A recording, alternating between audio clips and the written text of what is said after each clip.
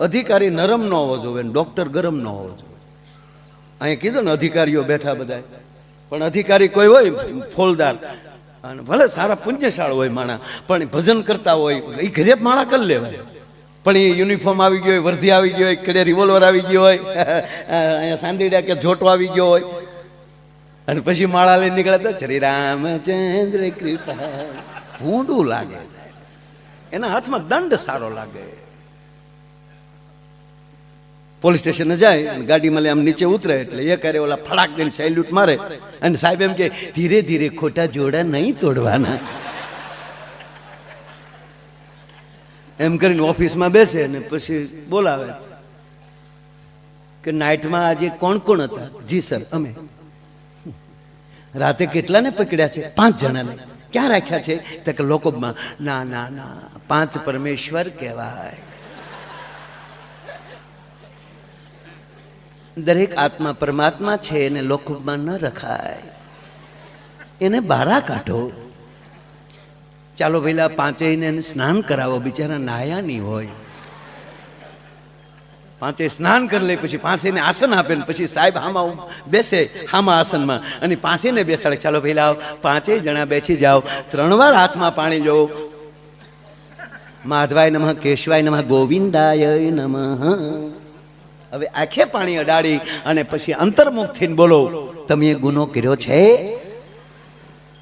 ઓલા એમ માને?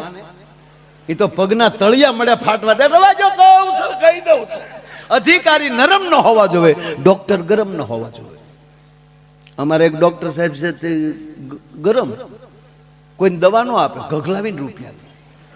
મારા જે આવે ને તરત હું આવ્યો. એ કે સાહેબ બસમાં બેહું ને શક્કર સડે. હું કામ બસમાં બેહો છો? નહીં બેહવાનું બસમાં, લાઈવ 150 નીકળ. બીજો આવે, તને શું થાય? કે સાહેબ ઘઉં વાળું ખાવું પેટમાં દુખે. હું કામ ઘઉં 150? હા,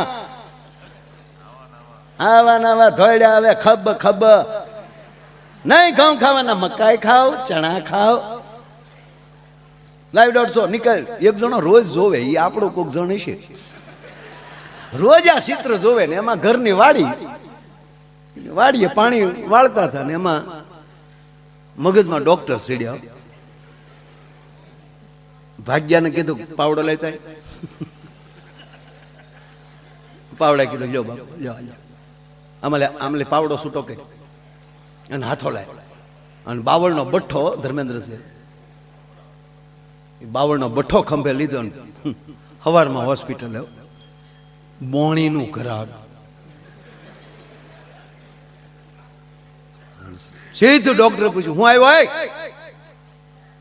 એ કે સાહેબ 3 શરદી થાય, એમ થાય કોકને 1-2 નાખો.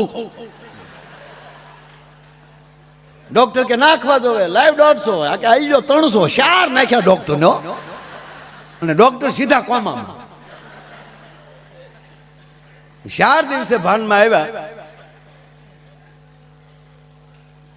આંખ ખોલી તો ઉપર પંખો ફરતો હતો, ઉષા ફેન.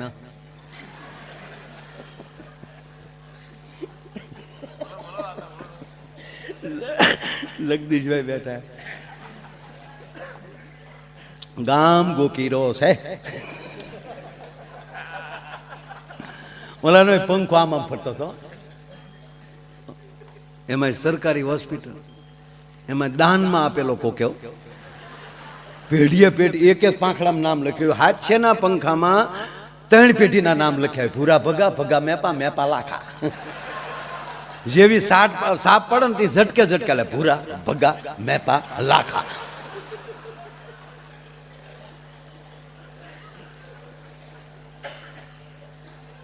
નામ મેલ, ફેન ફિમેલ, ઉષા. ડોક્ટર આમ આંખ ખોલી પંખો ફરતો. હા સાહેબ. ત્યારે સાહેબ એટલું બોલ્યા કે વિજ્ઞાન જાથાવાળા હારા, પણ પાવડાના હાથાવાળા નો હારા.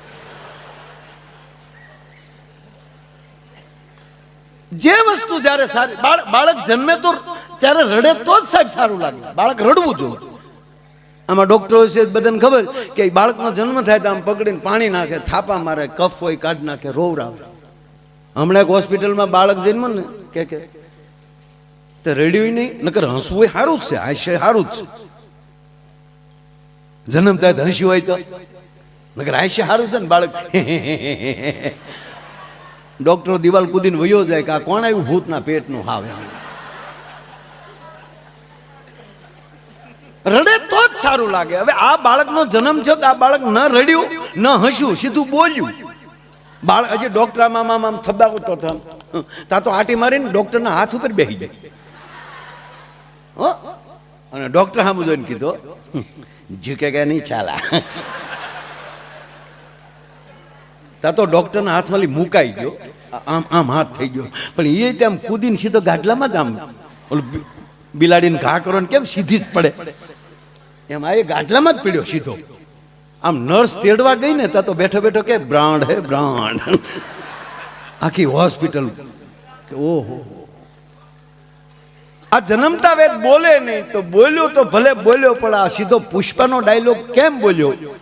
અને સંશોધન કર્યું ત્યારે જાણવા મળ્યું કે આ પેટમાં હતા તે દીની માએ 45 વાર પુષ્પા જોયું તો સાહેબ. માટે પેટમાં પોઢી એ જ સાંભળેલી શિવે રામ લક્ષ્મણની વાત રે, બાપ રામ લક્ષ્મણની વાત.